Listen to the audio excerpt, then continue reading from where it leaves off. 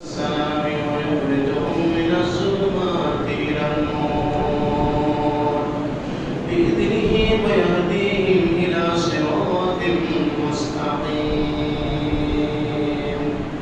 صدق الله مولانا العظيم وصدق رسوله النبي الحبيب الكريم.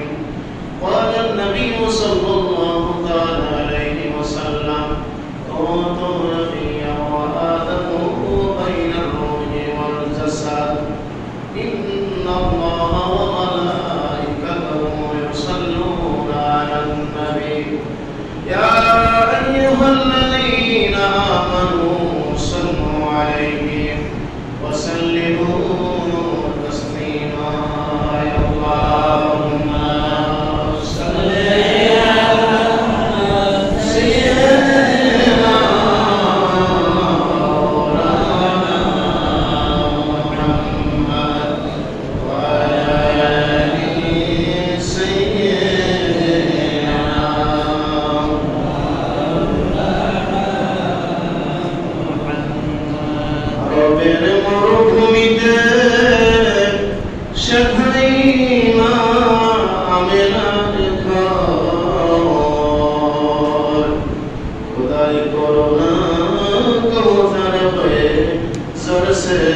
اللهم صل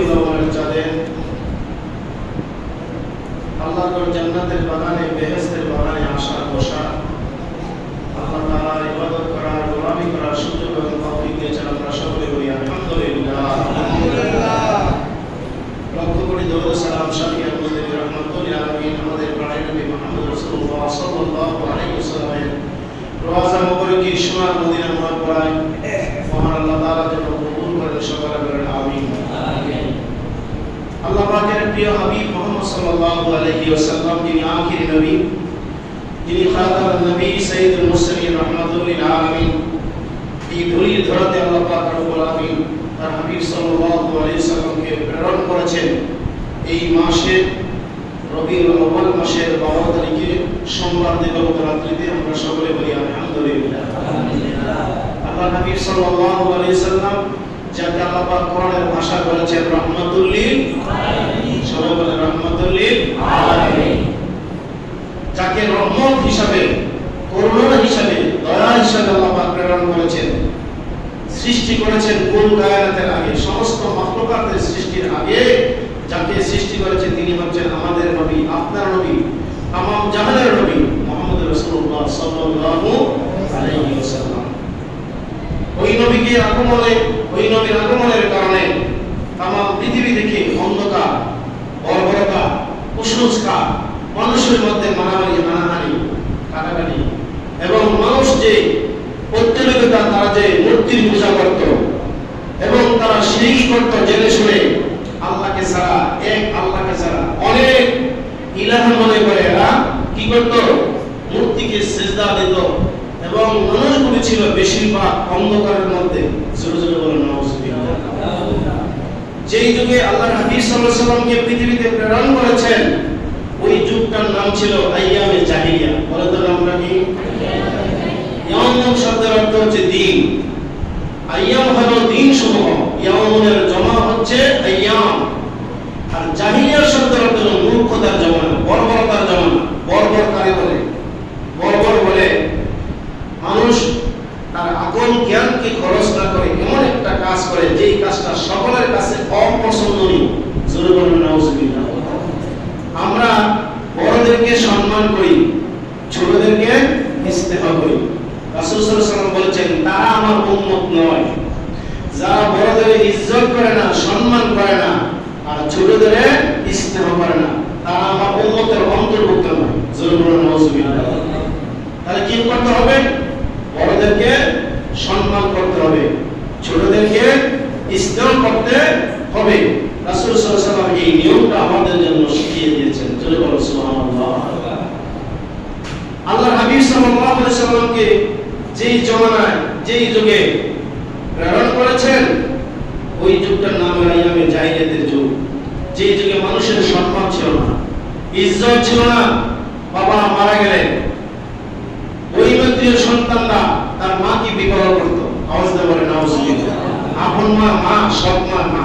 বাবা যদি মাকে বিবাহ করে আমার মা, আর বাবা যদি আরেকটা বিবাহ করে ওইটা আমার মা, মা কিনা বলেন না?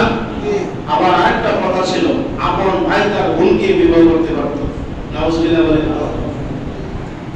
আবার কিছু কিছু বিধান ছিল, যেমন হযরত আলী রাদিয়াল্লাহু তাআলা আনহু তিনি নবীদের মেয়েকে বিবাহ করেছেন।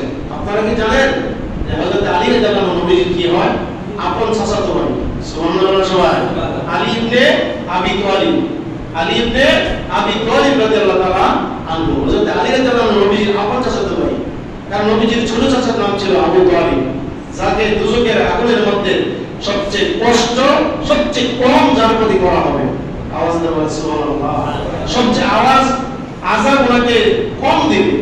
তার কারণ হলো ইনি কিন্তু ঈমান আনেন নাই এবং ওনার ইন্তেকাল শরীফের পরে, ওনার ইন্তেকালের পরে নবীজি ভেঙে পড়েছিলেন এবং নবীজি দোয়া করতেছিল এবং তাছাড়া আল্লাহ পাক রব্বুল আলামিন বলেছে হে নবী সাল্লাল্লাহু আলাইহি ওয়াসাল্লাম আপনি হাত তুলে আনেন, কোন কাফেরের জন্য দোয়া করলে কাজ হবে না। তার কথা বলেন না, কোন কাফেরের জন্য দোয়া করলে কাজ হবে না।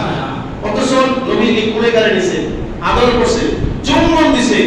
যখন আবু তালিব ঘর থেকে বের হইতো তখন নবীজি বলতেন চাচা যেদিকে যান আমাকে নিয়ে যান, কারণ আমার তো বাবা নাই। আমার কি নাই? বাবা নাই, আপনি আমার বাবা। এরপরও উনি ঈমান না আনার কারণে কি করা হয়েছে? ওনাকে দুজকের আগুনে পড়তে হবে। তবে দুজকের যে আগুন, ওনাকে যে শাস্তি দেওয়া হবে, ওনার দুই যুগলের মাধ্যমে, দুই পায়ের মধ্যে দুইটা কি হচ্ছে কি যে কয় স্যান্ডেল পরে দেওয়া হবে, আগুনের স্যান্ডেল পরে দেওয়া হবে। দেওয়ার পরে এই স্যান্ডেলটা দুজকের এটা উত্তপ্ত করার কারণে মাথার যে মস্তক আছে সেই মস্তকটা গলে যাবে। আওয়াজ দিয়ে বলেন নাউজুবিল্লাহ। তো আবু তালিব নবীজির চাচা হইয়াও ওনাকে কি দেওয়া হবে না, পার পাওয়া যাবে না। তার কারণটা কি? উনি ঈমান আনেন। কি আনে নাই? ঈমান আনে নাই। সম্মানিত হাজিরিন, আমরা জানি যে ওই যুগের মধ্যে মানুষগুলি বর্বর ছিল, মানুষগুলি খারাপ ছিল, মারামারি করতো, কাটাকাটি করতো। স্বয়ং কাবা ঘরের ভিতরে 360টা ল্যাংটা মূর্তি তারা রেখে দিয়েছিল। আওয়াজ দেওয়া বলেন নাউজুবিল্লাহ। কিন্তু যেদিন আল্লাহ হাবিব সাল্লাল্লাহু আলাইহি ওয়াসাল্লাম মানে ঈসা আলাইহিস সালাম থেকে আমার নবীজি আগমনের যে মাঝখানের যে সময়টা, এই সময়ের ভিতরে মানুষ কত পাপ কাজে তারা লিপ্ত ছিল। এমনকি রাসূল সাল্লাল্লাহু আলাইহি ওয়াসাল্লামকে একবার বলেছিল, মুহাম্মদ সাল্লাল্লাহু আলাইহি ওয়াসাল্লাম তুমিও আমাদের মতো এরকম যদি থাকো, আমরা যেভাবে ল্যাংটা অবস্থায় থাকি, আমাদের কোনো কাপড় চোপড় থাকে না, তুমি যদি এই দলের থাকো, তোমাকে কি করা হবে? সুন্দরী কোনো নারী চাইলে সুন্দরী নারী দেওয়া হবে, দুনিয়ার জাগতিক কোনো অর্থ চাইলে অর্থ তোমাকে দেওয়া হবে। নাউজুবিল্লাহ বলেন সবাই। রাসূল সাল্লাল্লাহু আলাইহি ওয়াসাল্লাম বলেছিলেন, হে কাফেররা, আরবের লোকেরা, আমাকে আল্লাহ পাক রব্বুল আলামিন নবী হিসেবে প্রেরণ করেছেন। তোমরা আমাকে যতটুকু লালসা দেখাও না কেন, আমার ডান হাতে যদি আকাশের চন্দ্র দাও, বাম হাতে যদি সূর্য দিয়ে দাও, তবু আমি তোমাদের কথায় কখনো কি হব না, তোমাদের কথা আমি শুনব না।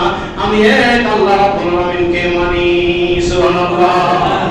এক তাওহীদের ঘোষণা আমি সূত্র মানব, আর তোমাদের কথা আমি মানতে পারি না। রাসূল সাল্লাল্লাহু আলাইহি ওয়াসাল্লাম যখন তিনি দুনিয়াতে আগমন করবেন 12 রবিউল আউয়াল তারিখে, আল্লাহ রাব্বুল আলামিন এই তামাম জাহানের যত অন্ধকার আছে সব কিছু দূরীভূত হওয়ার জন্য মক্কা শরীফের চতুর্দিকে আল্লাহ পাক ফেরেশতা পাঠাইছে। আওয়াজ দাও বলেন সুবহানাল্লাহ। এমনকি রাসূল সাল্লাল্লাহু আলাইহি ওয়াসাল্লামের মাতা হযরত আমিনা রাদিয়াল্লাহু তাআলা আনহা বলেন, যেদিন আমার ছেলে, আমার পুত্র মুহাম্মদ সাল্লাল্লাহু আলাইহি ওয়াসাল্লাম দুনিয়াতে আগমন করবে, আগমন করার সময় ওই দিন রাত্রটা আমি এমন অবস্থায় কাটাইলাম, আমি তো গর্ভবতী, আমার তো 9 মাস বয়স, আমার গর্ভবতী, আমার গর্ভের 9 মাস বয়স, 9 মাসের সময় আমার সন্তান আগমন করবে। সন্তান আগমন করার সময় দাইমার দরকার, পাহারাদার দরকার, অন্য মহিলার দরকার, কিন্তু আমার ঘরের ভিতরে কেউ নেই। রাতের বেলায় আল্লাহ রাব্বুল আলামিন ওনাকে আওয়াজ দেন, হে আমিনা, আমিনাতুন ফায়রাতুন, তুমি আমার বন্ধু নবীর পাহারাদার হিসেবে কাজ করো, তোমার পেটের আমানতের দায়িত্ব আমি আল্লাহ তাআলা নিয়ে গেলাম। সুবহানাল্লাহ। সবাই আমিনা শব্দের অর্থ নিরাপত্তা। নিরাপত্তা কি মানুষ দেয় না, নিরাপত্তার ব্যবস্থা আল্লাহ পাক করে? কে করেছে? আল্লাহ পাক করেছে। তুমি শুধু গর্ভধারণ করেছো, আর বন্ধু নবী দুনিয়াতে আগমন করবে, নামটাও দিয়ে দিলাম মুহাম্মদ। বলেন সাল্লাল্লাহু আলাইহি ওয়াসাল্লাম। বলেন আলহামদুলিল্লাহ। আমিনা বলেন, অন্ধকার ঘর, এশারের নামাজের পরে, এশারের নামাজের সময় কাবা শরীফের পাশে নবীজির বাড়ি, কাবা শরীফের ঘরের দিকে মা আমিনা বলেন, আমি তাকাইলাম, তাকায়া দেখি কাবা ঘর যেন ফাঁকা হয়ে আমার ঘরের দিকে তাকায় আছে। আল্লাহু আকবার বলে আকাশের দিকে যেন আমি তাকাইতেছিলাম। অন্ধকার ঘর যেন আলোকিত না, কিন্তু আকাশের দিকে তাকাইলে আমার মনে হয় আকাশের যে তারকাগুলি আছে, আমার ঘরের অতীব নিকটে যেন তারকাগুলি, তারকাগুলিতে অনেক দূরে। সুবহানাল্লাহ। না অনেক দূরে না, মনে হয় একেবারে কাছাকাছি অবস্থায়। মা আমিনা বলেন, এত একটা ভীত সন্ত্রস্তের মধ্যে আমি ছিলাম। আমার সন্তান আগমন করবে, আল্লাহ রাব্বুল আলামিনের কাছে বলেছে, হে আল্লাহ, এখন আমি কি করব? আল্লাহ রাব্বুল আলামিন বলে দিয়েছেন, বন্ধু নবীর পাহারাদার দায়িত্ব আমি আল্লাহই করেছি, তুমি চিন্তা করো না, তোমার চিন্তা আমি আল্লাহ তাআলা দূর করে দেব। আর বন্ধু নবীর নামটা এই হবে, বন্ধুকে পাহারা দেওয়ার জন্য আল্লাহ পাক রহমতের 70,000 ফেরেশতা আমার বাড়ির দিয়ে মোতায়েন করে রেখে দিয়েছে। এখানে বিভিন্ন ওয়াকিয়া, বিভিন্ন ঘটনা আছে। রাতে আল্লাহ পাকের কাছে আরাধনা করেছে আল্লাহ, আখিরি নবী আসতেছে। বলে না, কোন নবী আসতেছে? আখিরি নবী, শেষ নবী মুহাম্মদুর রাসূলুল্লাহ সাল্লাল্লাহু আলাইহি ওয়াসাল্লাম আসতেছে। এখন রাতে বলছে আল্লাহ, মুহাম্মদ সাল্লাল্লাহু আলাইহি ওয়াসাল্লাম দুনিয়াতে আসবে, আমি রাতের ভিতরে আখিরি নবীর প্রেরণ করবেন। যদি আখিরি নবীর আমার ভিতরে প্রেরণ করেন, আমি কখনো কখনো 15 দিন অন্ধকার থাকি, আবার কখনো কখনো আলোকিত থাকি। আখিরি নবীর কারণে আমি রাত সারা জনম আলোকিত হয়ে যাব। সুবহানাল্লাহ। আল্লাহ পাক বলছে, রাতের দরখাস্ত মঞ্জুর। এবার দিন উঠে পাইছে, নবীজি দুনিয়াতে আগমন করতে আছে। দিন বলছে, আল্লাহ আমার মাঝে আখিরি নবীর প্রেরণ করবেন, কারণ আমি কখনো কখনো আলোকিত থাকি, আবার যদি মেঘলা হয়, আকাশ যদি মেঘাচ্ছন্ন হয়, অন্ধকার হয়ে যায়, নবীর কারণে আমি দিন যেন সারা জনম যেন আলোকিত থাকি।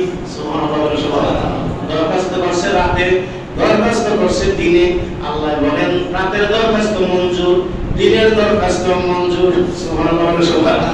এমন একটা সময় আল্লাহ পাক আল্লাহর হাবিব সাল্লাল্লাহু আলাইহি ওয়াসাল্লামকে মাহফিলের এখান থেকে জগতের মধ্যে প্রেরণ করবেন।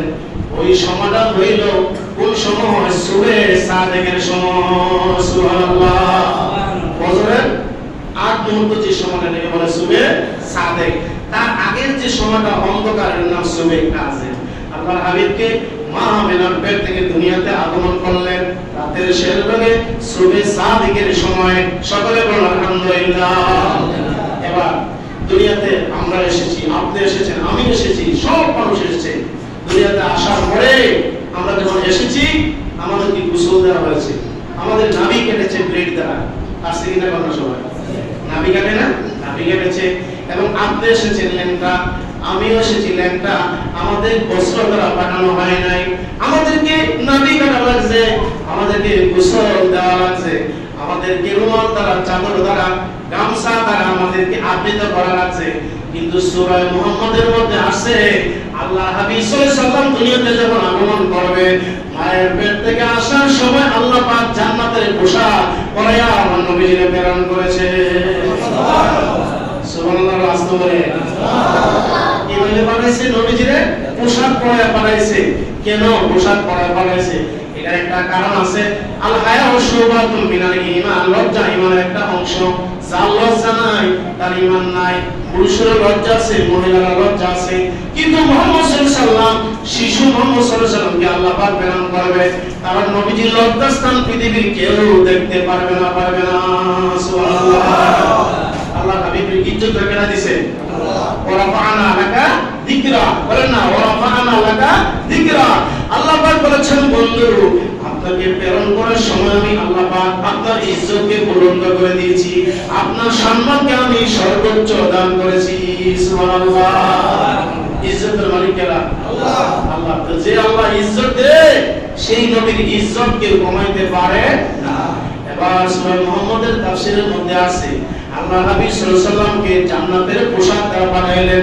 জান্নাতের যে পোশাকটা ছিল নবীর গায়ে, নবীর শরীরে মোবারকে, ওটা ওই পোশাকটার মধ্যে কোরআনে কারীমের 30 বার লেখা ছিল। আলহামদুলিল্লাহ। দুনিয়াতে আগমন করলো জান্নাতের লেবাস দ্বারা পরিহিত করাইয়া আবৃত করাইয়া বানাইলেন। ওই পোশাকের মধ্যে আরবি লেখা। এই পোশাকটা নবীজিকে দেওয়া হয়েছে। এই পোশাক পরা অবস্থায় নবীজিতে দুনিয়াতে আসলেন।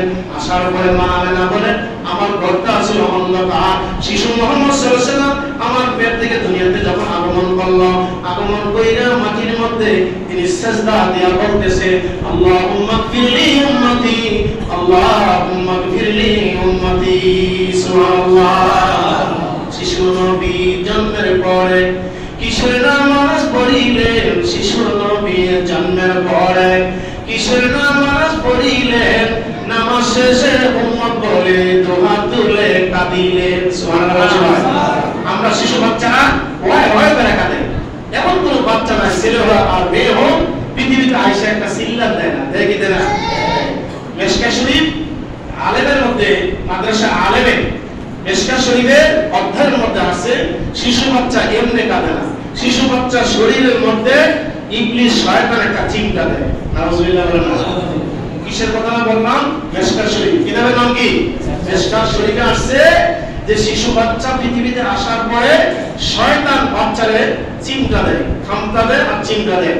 দেওয়ার ফলে বাচ্চা ওয়াই ওয়াই করে মানে কান্না করে। আমরা অনেকে দেখবেন শিশু বাচ্চা কাঁদলে প্রথম যখন কাঁদে তখন সুন্দর লাগে। সুবহানাল্লাহ সবাই। আচ্ছা বাচ্চা কাঁদলে ভালো লাগে, খারাপ লাগে না? কারো খারাপ লাগে না। যখন বেশি যখন ওয়াই করে বেশি জোরে আওয়াজ দেয় তখন মা অথবা বাবা অথবা ভাই যে থাকে তাড়াতাড়ি গিয়ে বাচ্চাদের দোলনা থেকে পড়ে লইয়া বুকের মধ্যে লওয়া মাত্র দেখবেন তার কান্না বন্ধ হয়ে গেছে। সুবহানাল্লাহ সবাই। আল্লাহ হাবিব সাল্লাল্লাহু আলাইহি ওয়াসাল্লাম পৃথিবীতে এসে রব্বি হাবলি উম্মতি আল্লাহুম্মা গফিরলি উম্মতি দুটো কথা বলছে আল্লাহ, আমার উম্মতরা আমারে হেফাজত করে দাও আর আমার উম্মতের গুনাহ রাশিগুলি তুমি maaf করিয়া দাও। আরেক জায়গায় বলা হচ্ছে নবীজি পৃথিবীতে আয়েশা সিজদা দিয়া সর্বপ্রথম যে তাসবিহ তিনি পড়েছিলেন এই তাসবিহর নাম হলো আল্লাহু কাবীরা। বলেন না আল্লাহু, তাহলে বলেন না কেন আল্লাহু কাবীরা? আল্লাহ হচ্ছেন সবচেয়ে বড়, আল্লাহ হচ্ছেন সবচেয়ে মহান। আল্লাহু আকবার। আমরা কান্দি আর নবীজি কি করেছে? রব্বি হাবলি উম্মতি অথবা আল্লাহুম্মা গফিরলি উম্মতি, আল্লাহ আমার উম্মতকে আমারে ক্ষমা করে দাও আর আমার উম্মতকে তুমি ক্ষমা করে দাও। তো শিশু বাচ্চা আসবিয়ু সাবিয়ান ওয়ালাউ কানা নবিয়ান, শিশু বাচ্চা ছিল আচরণ হচ্ছে কান্নাকাটি করা, কিন্তু আল্লাহ নবী সাল্লাল্লাহু আলাইহি ওয়াসাল্লাম যে বলছে আল্লাহ আমার উম্মতকে তুমি মাফ করে দাও, তখন তো নবীজি নবুয়ত প্রাপ্ত হন নাই, নবী বড় হয় নাই, কিন্তু শিশু অবস্থায় কি করে এই আওয়াজটা নবীজি বলেছেন, অর্থাৎ আশার পথে আল্লাহ পাক রব্বুল আলামিন নবীজিকে সব দিয়ে দিয়েছেন। সুবহানাল্লাহ। নবীজি বলেন আল্লাহ পাক রব্বুল আলামিনের ছাত্র। নবীজি বলেছেন পরবর্তী পর্যায়ে বুইস্তু মুআল্লিমান, আনা বুইস্তু মুআল্লিমান, বুইস্তুর আগে যে আনা লাগার দরকার নাই, আমাকে আল্লাহ পাক প্রেরণ করেছে, আমাকে ইরসাল করা হয়েছে, আমাকে পাঠানো হয়েছে, আমি হইলাম আমার উম্মতের জন্য শিক্ষক। সুবহানাল্লাহ। শুধু উম্মত বলতে কি আমরা যত মানব মণ্ডলী আছে সমস্ত মানুষের উম্মতের মানব জাতির সরদার আর উস্তাদ হয়ে নবী মুহাম্মদ সাল্লাল্লাহু আলাইহি ওয়াসাল্লাম। এবার বলেন আরেকটা কথা নবীজি বলেছেন, আনা বুইস্তু লিকাসরিল আসনাম, আমাকে শুধু শিক্ষক হিসেবে প্রেরণ করা হয়েছে না, আমার আশার মধ্য দিয়ে যত মূর্তি আছে, যত গির্জা আছে সব ধ্বংস হয়ে যাবে, সব আমাকে আমার মাধ্যমে ভাঙা হবে, আর আমি আশার কারণে সব ভেঙে যাবে। সুবহানাল্লাহ। ওই যে গত জুমায় আমি আলোচনা করেছিলাম, ইন্না আউয়ালা বাইতিউ বুদিয়া লিন-নাস লাল্লাযী বিবাক্কাতা মুবারাকাও ওয়া হুদাল লিল আলামিন। জোরে জোরে বলুন সুবহানাল্লাহ। মানুষের জন্য প্রথম ঘর হলো, আমরা বলি মক্কা, আমরা কি বলি? এই হাজী সাহেব মক্কা শরীফে হজ করতে গেছে, কথাটা সত্য, মক্কা পরে হয়েছে, কিন্তু কোরআনের ভাষায় বলা হয়েছে, আল্লাহ পাক বলেন আমি মানুষের জন্য বরকতময় প্রথম যে ঘরটা নির্মাণ করেছি, এই ঘরের নাম রেখেছি আমি বাক্কা। এই ঘরের নাম কি? বাক্কা। বাক্কা শব্দের অর্থ হলো কলসির যদি মাথাটা ভেঙে ফেলে তাহলে থাকে কি থাকে, আর পেটটা থাকে, অর্থাৎ বাক্কা শব্দের অর্থ চুরমার করা। কাবা শরীফের ঘরকে 11 বার ভাঙা হয়েছে, 11 বার আবার সংস্কার করা হয়েছে। প্রথম হলো হযরতে সর্বপ্রথম নির্মাণ করেছে ফেরেশতারা আল্লাহ পাকের মাধ্যমে, আল্লাহ পাক তাদেরকে নির্দেশ করেছেন। এরপরে আদম আলাইহিস সালাম থেকে আস্তে আস্তে ঈসা আলাইহিস সালাম পর্যন্ত, এরপরে শেষ পর্যন্ত ওই তুরস্কের মুরাদ খান পর্যন্ত 11 বার কাবা শরীফ ভাঙা হয়েছে। সুবহানাল্লাহ। সবাই সংস্কার করা হয়েছে, এজন্য মক্কার নাম হলো বাক্কা। আর আরেকটা কথা হলো, রাসূল সাল্লাল্লাহু আলাইহি ওয়াসাল্লাম যেদিন মায়ের পেট থেকে পৃথিবীতে এসেছিলেন, সাথে সাথে কাবা ঘরের যতগুলো, এর ভিতরে যতগুলো আবু জাহেল, উতবা, সাইবা, আবু লাহাব কাফেররা মূর্তি রেখেছিল, সব মূর্তি নিজে নিজে ভেঙে চুরমার হয়ে সিজদাবদ্ধ অবস্থা করে দিয়েছে। সুবহানাল্লাহ। সবাই পারস্য রাজ্যে একটা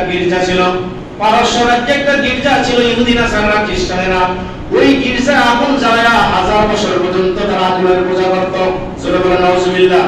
কেউ করত মূর্তির পূজা, কেউ করত গাছের পূজা, কেউ করত সূর্যের পূজা, কেউ করত গির্জার পূজা।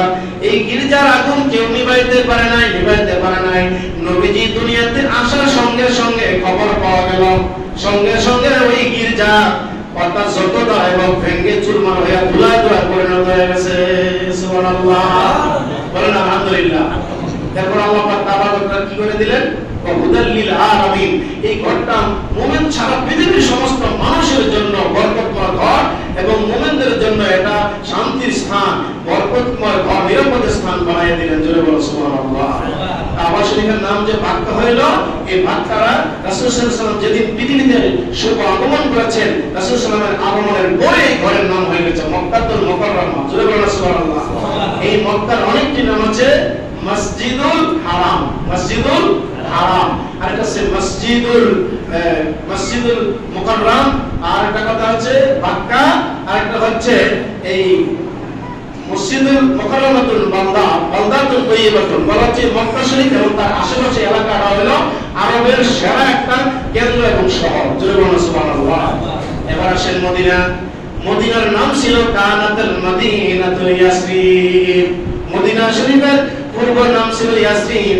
আমার নবী সাল্লাল্লাহু আলাইহি সাল্লাম কাফের বেঈমানদের জ্বালা অতিষ্ঠ হইয়া আল্লাহ পাকের নির্দেশে ফতেহ মক্কায় 8ম হিজরির পরে যখন মদিনা শরীফে গেলেন, আল্লাহ পাক নবীজির মহব্বতে ওই ইয়াসরিবকে পরিবর্তন করে আখির নবীর নামের নাম অনুসারে ওই ইয়াসরিবের নাম দিয়া দিলেন মদিনা। সুবহানাল্লাহ। পরে কি হয়ে গেছে? মদিনাতুল মুনাওয়ারা। বলে না মদিনাতুল মুনাওয়ারা। আর মক্কার নাম হয়ে গেছে বাক্কারা, হয়ে গেছে মক্কাতুল মুকাররমা। আর ইয়াসরিবের নাম হয়ে গেছে মদিনাতুল মুনাওয়ারা, বালদাতুল তাইয়্যিবাতুল পবিত্র শহর। সুবহানাল্লাহ। বলে না আলহামদুলিল্লাহ। আল্লাহ নবী সাল্লাল্লাহু আলাইহি সাল্লাম পৃথিবীতে আসলেন। আসার পরে কাবা ঘরের মূর্তি ভেঙে গেল, মানুষের গির্জা ভেঙে গেল, মারামারি কাটাকাটি সব বন্ধ হয়ে যেতেছে। ইবলিস শয়তান গিয়া সাফা মারওয়া পাহাড়ের মধ্যে মাথা টেক লাগাইয়া আসতেছে মানুষের বেশে।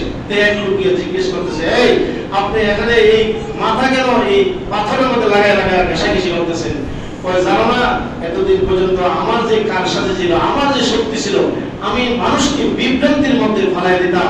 আজকে এমন একজন ব্যক্তি, এমন একজন মহাদর্শ ব্যক্তি পৃথিবীতে আগমন করেছে, যার কারণে আমার শয়তানের শয়তানি এবং আমার সাঙ্গ পাঙ্গ যা আছে সব আজকে কি হয়ে গেছে? বিচলিত হয়ে গেছে। ওই লোকটা আসার কারণে। ওই লোকটার নাম কি? ওই লোকটার নাম হলো মুহাম্মদ সাল্লাল্লাহু আলাইহি ওয়াসাল্লাম। আপনি মানুষ না, সুরাতান ইনসান। আসলে আসলে কি? আসলে কি শয়তান? সুরাতান দর্শে মানুষের, আসলে মূলত হলো কি? শয়তান। কারণ শয়তান নিজে বলছে, আমি আর এই পৃথিবীতে এই লোকটা যতদিন আছে আমার দ্বারা আর কোন শয়তানি চলবে না, শয়তানি বন্ধ। বলুন আল্লাহু আকবার। নবীজি বলেছেন, যারা আমারে দেখেছে, যারা আমারে পেয়েছে, তারা আমারে দেখেছে। শয়তান আদম থেকে ঈসা নবী পর্যন্ত সকলের কাছে দ্বারস্থ হয়েছে। মুসা আলাইহিস সালামের বিপদে ফেলেছে, আদম আলাইহিস সালামের গন্ধম খায়া বের করেছে, কসই করছে না? এরকম ভাবে সবাই গুতাগুতি করেছে। আমার নবীজি বলেন, ইবলিস শয়তান আমার কাছে আসতে পারে নাই, কারণ শয়তান আল্লাহর ইজ্জতের কসম করে বলছে, আখিরি নবীর কাছে যাওয়া আমার পক্ষে সম্ভব না, কারণ আখিরি নবীর পাহারাদার হইল স্বয়ং আল্লাহ। সুবহানাল্লাহ। আখিরি নবীর পাহারাদার কে? আল্লাহ। পাহারাদার হইল আল্লাহ। সেই নবীর উম্মত আমরা। আমাদের দাম কম না বেশি? আমরা কি দরখাস্ত করেছিলাম যে নবীর উম্মত হয়ে আসবো? বিনা দরখাস্তে আল্লাহ পাক আমাদেরকে আখিরি নবীর উম্মত করেছেন। বলি আলহামদুলিল্লাহ। আল্লাহ পাক কি বলেছিলেন? সূরা মায়েদার 15 নম্বর আয়াত আল্লাহ কি বলেন? বিসমিল্লাহির রহমানির রহিম। ক্বাদ জাআকুম মিনাল্লাহি নূর, নূরুন ওয়া কিতাবুম মুবিন। সুবহানাল্লাহ। আল্লাহ পাক বলেন, কাফ মানে কোন ফেলের আগাতে যখন কাফ শব্দ আসে তখন বোঝা হবে, বলা হবে যে অবশ্যই আল্লাহর হাবিব যে আল্লাহ পাক রব্বুল আলামিন নবীর পৃথিবীতে প্রেরণ করেছে, এতে কোনো সন্দেহ আছে? নবী যে আল্লাহ পাক পাঠাইছে, কোনো সন্দেহ আছে? আল্লাহ পাক তো আল্লাহর কোনো কথার মধ্যে কোনো সন্দেহ নাই। যালিকাল কিতাব লা রাইবা ফি। আল্লাহর এমন এক কিতাব, এমন এক মহাগ্রন্থ আল কোরআন, যার মধ্যে কোনো সন্দেহ নাই। লা শাক্কা ফি, লা রাইবা ফিহি, লা শাক্কা ফি, নো ডাউট অ্যাবাউট ইট। এই কিতাবের মধ্যে, এই কোরআনের মধ্যে কোনো সন্দেহ নাই। আর যে সন্দেহ আছে বলবে তার ঈমান নাই। ঠিক না বলি বলছো? তো আল্লাহ কেন আবার বলতেছে, ক্বাদ জাআকুম মিনাল্লাহি নূর। ও দুনিয়াবাসীরা, তোমাদের কাছে এসেছে আমি আল্লাহর পক্ষ থেকে একটি নূর মানে লাইট মানে আলো, ওয়া কিতাবুম মুবিন। একজন নবী পাঠাইলাম, একজন মানুষ পাঠাইলাম। ওই মানুষটাকে আমি নূর হিসেবে প্রেরণ করেছি, আর ওই মানুষটাকে একটা কিতাব দান করেছি। এখানে মানুষ না, তাফসীরে জালালাইন শরীফের মধ্যে আছে হুয়া মুহাম্মদ রাসূলুল্লাহ সাল্লাল্লাহু আলাইহি ওয়াসাল্লাম, হুয়া নবী সাল্লাল্লাহু আলাইহি ওয়াসাল্লাম। মুহাম্মদ সাল্লাল্লাহু আলাইহি ওয়াসাল্লাম একজন মানুষ ছিলেন, তবে সাধারণ মানুষ নয়। আমাদের মতো সাধারণ মানুষ আমরা তো ল্যাংটা অবস্থা আছি, আর নবীজি জান্নাতের পোশাক পরায় পাঠিয়েছে। সুবহানাল্লাহ বলে। নবীজি যেই ঘরে তাশরীফ এনেছেন, এই ঘর থেকে জিবরাইল আমিন ফেরেশতা সারা পৃথিবীতে ঘুরেছে নবীজিকে, ও আকাশে নিয়েছে, লম্বা ঘটনা। এমনকি রাসূল সাল্লাল্লাহু আলাইহি ওয়াসাল্লাম যেই বাজারের, যেই রাস্তা দিয়া, যেই গলি দিয়া একবার নবীজি আগমন করতেন অথবা যেতেন, এক সপ্তাহব্যাপী ওই এলাকায় মেশক জাফরানের ঘ্রাণে সুশোভিত ছিল। আমরা আতর লাগাই না, আতর ব্যবহার করেন না? আতর ব্যবহার করি অল্প দামে, কিন্তু আতর ব্যবহার করা নবীজির ইনটেক সুন্নাত। নবীজি বলেছেন যে আতর ব্যবহার করবে তার কাছে কোনো জিন আসতে পারে না। শুধু এটাই নয়, আতর ব্যবহার করলে মানুষের মন মস্তিষ্ক ভালো থাকে এবং জিনের আসর থেকে, সে জাদুঘর থেকে, বিভিন্ন ধরনের আক্রমণ থেকে আল্লাহ পাক তাকে বাঁচাবে। রাসূল সাল্লাল্লাহু আলাইহি ওয়াসাল্লাম দুনিয়াতে এসেছেন লাইট হিসেবে, আলো হিসেবে। এই আলোটা হলো অন্ধকারকে দূরীভূত করার জন্য আলো। সুবহানাল্লাহ। কিন্তু আমরা এই নূর আর এই মাটি নিয়ে কত মারামারি, কত কাটাকাটি করি। রাসূল সাল্লাল্লাহু আলাইহি ওয়াসাল্লামকে যখন আলো হিসেবে আল্লাহ পাক প্রেরণ করেছেন আর একটা কিতাবও দিয়েছেন, কিতাবটার নাম হলো কোরআন। এই কোরআনে কারীম যেখানে নাযিল হয়েছে ওই পাহাড়ের নাম হলো জাবালে নূর। সুবহানাল্লাহ। অথবা জাবালে হেরা, হেরা পর্বতের গুহায় ওই পাহাড়ের নাম নূর। আবার কোরআনে কারীমের নাম হচ্ছে নূর। কোরআনে কারীম নূর, আল্লাহ নবী সাল্লাল্লাহু আলাইহি ওয়াসাল্লাম নূর, আর যে কিতাবটা আছে সেই কিতাবটাও নূর। কিন্তু এই নূর বলতে অনেকে মনে করে যে নবীজি আল্লাহ, আল্লাহ নবীজি। নাউজুবিল্লাহ বলেন না, আল্লাহর জাত থেকে নবীজিরে বানাইছে না। নবীজি হলেন মাখলুক আর আল্লাহ পাক হলেন খালেক। খালেক আর মাখলুক এক হতে পারে না। আল্লাহ পাক রব্বুল আলামিন রব হিসাবে আল্লাহ নবী সাল্লাল্লাহু আলাইহি ওয়াসাল্লামকে অন্ধকারের নূর হিসাবে আরবের মরুভূমিতে প্রেরণ করেছেন। জোরে বলুন সুবহানাল্লাহ। আচ্ছা, আমি কি বুঝাইতে পারলাম আপনাদেরকে? আমি কি বুঝাইতে পেরেছি আপনাদেরকে? আশা করি আমাদের বুঝে এসেছে। আমি সংক্ষিপ্তভাবে